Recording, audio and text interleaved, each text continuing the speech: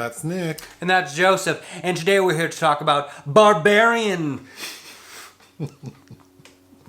The directorial debut, technically, of Zach Cregger. This is a directorial debut? He co-directed 2 films with Trevor Moore, Miss March and The Civil War on Drugs, which I remember seeing that advertised because Cregger was part of the cast of The Whitest Kids U Know, if you remember that series from a little over a decade ago now. But been in a number of other things. But yes, somebody that's inherently known for comedy has directed, I think, one of the best horror movies of the year. And it's being released courtesy of 20th Century Studios, September 9th, 2022.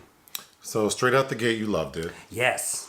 All right, so if you don't want spoilers, turn this shit off now. That's the other thing, because I also attended a Q&A for this film. I have not watched the trailer. I rarely do, but I'm told that it really doesn't give away anything. So I highly, highly recommend do not watch this video until you've seen the film. I really think going in blind, you'll have such a better time if you know nothing, absolutely nothing about it. And I'm telling the story, so you know I'm going to flip it upside down and tell all of it. Yes. So get ready. Joseph's not telling it in chronological order. No. Okay, so Justin Long plays this douchebag actor named AJ, who gets into legal trouble and needs to up his money. So he decides to sell a rental home he owns in Detroit. It's imperative to know that he's in legal trouble because he's been accused of raping a co-star on a television production. Okay. So he goes to his rental property in Detroit and he is searching, looking around the house. He notices that there's still luggage there, which is weird, but not to the audience because the film opens with a young lady named Tess, played by Georgina Campbell, who is renting the Airbnb because she has like an interview in Detroit. So she makes her way to the house and there's someone staying there, Pennywise. Keith, played by Bill Skarsgård.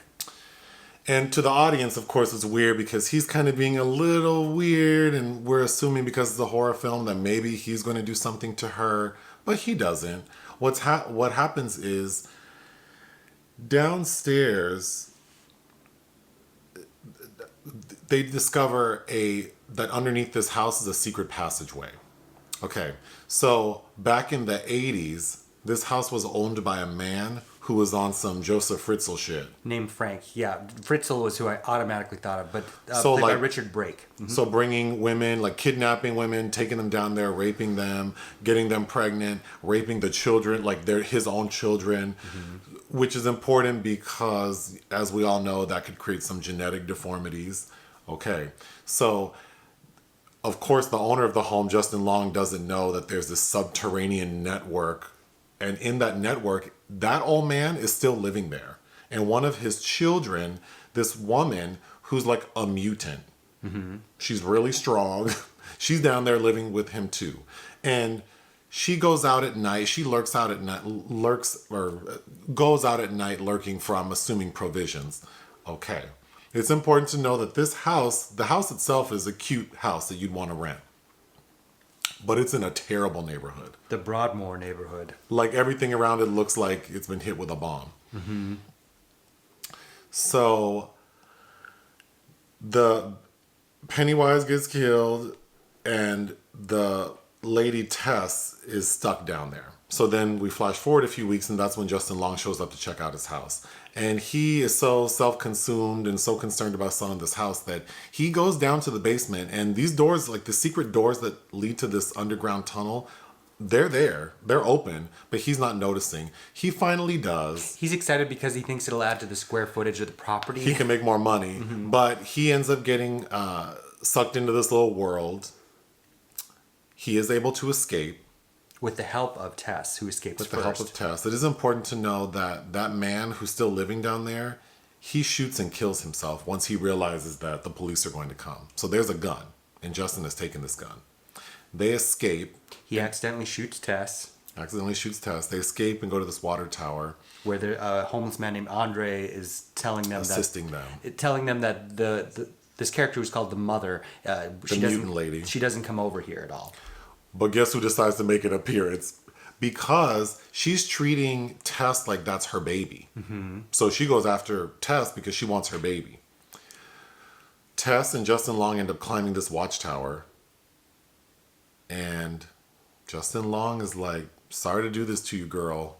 But he pushes Tess off the water tower because in his mind he thinks, oh, the mutant lady will dive after her because that's her baby. And he's selfish and narcissistic and thinking only of himself. So the mutant mother lady does jump with her. They both fall to the ground. Tess doesn't die, mainly because the mutant lady breaks her fall. But the mutant lady doesn't die either. So when Justin gets down there, the mutant lady kills his ass.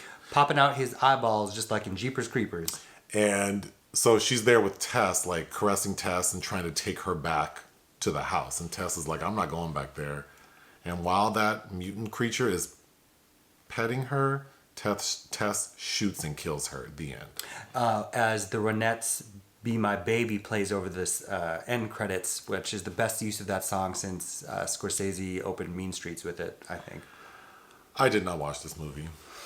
But it sounds amazing. Yeah, it was, again, the less you know, the better. But it starts off, I think it's, this, you know what, Alex Garland's Men, which I thought there were things I liked about that film, but this is covering similar territory because the Barbarians to me are the men, the people that are impinging on others' territory without even really, like the Justin Long character is so terrible, but he's not even aware of it. And how he is kind of the modern equivalent of this Frank character. Not that people still aren't doing that to women, but we've gotten to a point where progressiveness has just become lip service. And there's at one point where Justin Long even says, like, oh, am I a bad person? Maybe I am. Only when faced with the test of caring for somebody that's not himself, not doing the right thing. And you're saying this because, like you already mentioned, Justin Long's character is in trouble for being accused of sexually assaulting a coworker, but we come to find out that he did. He did. He's just not aware that he did. Because he's calling it something. He's spinning it just like he spins throwing this woman off the roof. That from his perspective, every perspective is a different story. He even says at one point, he did no wrong. But he's self-absorbed. Just like this man thought it was okay to abduct these women and have children with them, hold them captive in the basement. So Georgina Campbell, who I think is quite good as Tess. A working title for this film could have been called Guarding Tess. Remember that Nick Cage movie? Yes. The way a lot of films lately have done this thing about double bookings at Airbnb as the catalyst for bringing people together. And this film presents it in a way that does kind of make sense to me in that the property manager has two different sites, Airbnb and this other site called HomeBuy. So it makes sense maybe that some kind of human error allowed these two different people to end up here. Which is such a simple way to make it make sense. Yes. Because every time this happens, recently we reviewed two films where this is a plot point, and the way it's presented, it makes no damn sense. Well, that Katie Holmes film. Right.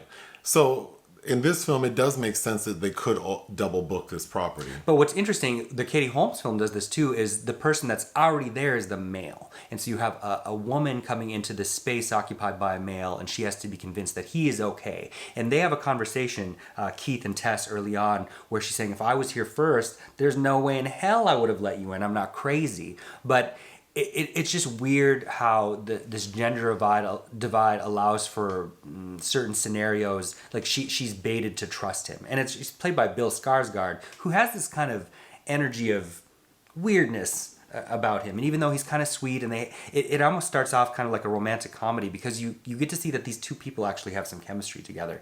And then the first night she stays there, something weird is going on in the house, and he's having this strange nightmare where he's basically having a seizure in his sleep, but you're convinced that there's something afoot with him, and of course there isn't. Then she is in Detroit, Tess, for an interview with a director making a documentary about musical artists on the fringe in Detroit.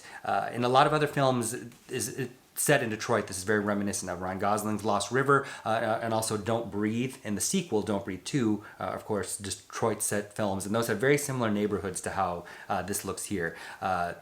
Notably, the first Don't Breathe was shot in Hungary, the sequel was Serbia. In this film, Barbarian was shot in Bulgaria. Oh, okay. Which it looks really good. But anyway, the one sequence shot in Detroit is where she has this interview with the director. And when she tells this director where she's staying, she's like, you need to leave immediately. There's something creepy going on there. And the next moment when she goes back, there's this homeless man trying to it looks like he's trying to kill her. But really, he was trying to warn her, like, don't go in that Yeah. house, because he knows about the mutant lady who sneaks out at night. That comes out at night. Oh, there's such a great shot, too, when Tess does escape the first time from the house and she gets out through the broken window, and the mother, the creature, who's played by an actor named Matthew Patrick Davis, there's this great scene of her disappearing into the window. I didn't mention that Tess does escape, but when she goes back to the house, she hears